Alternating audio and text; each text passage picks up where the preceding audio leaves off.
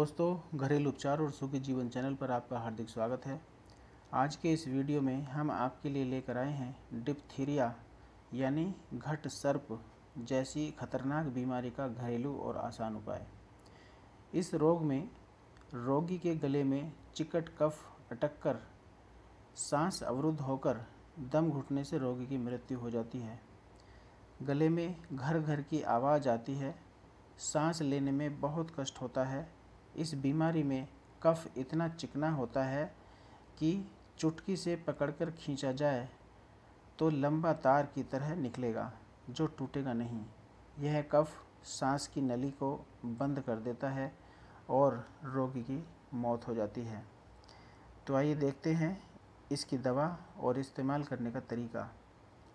रोगी को जैसे ही पता चले कि वो डिप्थीरिया जैसी बीमारी से परेशान है तो उसी वक्त यानी वक्त गंवाए बगैर गाय या भैंस के दूध में 5-6 बूंद आँख के दूध की डालकर, आँख के दूध की मतलब एक इसका दूसरा नाम मदार भी है और एक और नाम है इसका अकोना। इसकी 5 या 6 बूंद निकालकर और दूध में डालकर रोगी को पिला दें। 1 या 2 मिनट में ही गले का सारा चिकट गाढ़ा कफ सांस की नली से हट जाएगा और उल्टी के साथ निकल जाएगा और एकदम रोगी ठीक हो जाएगा। आँख का दूध विष नहीं है और नुकसान नहीं करता।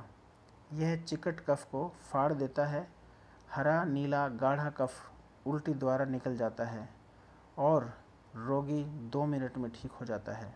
सावधानी, जब रोगी को उल्टी हो वहाँ कफ या सर्दी वाला कोई व्यक्ति ना हो, अन्यथा यह बीमारी उसे भी लगने का खतरा है।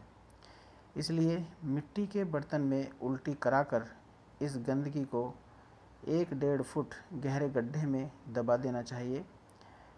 छोटे बच्चों और वृद्धों को इस मरीज के पास नहीं रखना चाहिए, क्योंकि यह बीमारी ज़्यादातर बच्चों को और वृद्धों को ही होती है।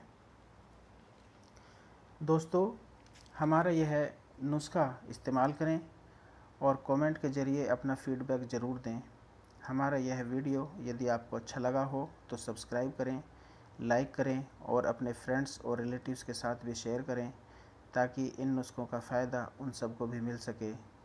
उपाय हमारे और फ़ायदे आप सबके, इसी ख्याल के साथ अब दीजिए इजाज़त। जल्दी ही फिर हाजिर होंगे कुछ नए मर्ज और उनके आसान से उपायों के साथ। तब तक आप हंसते रहें, मुस्कुराते रहें और अपना ख्याल रखें।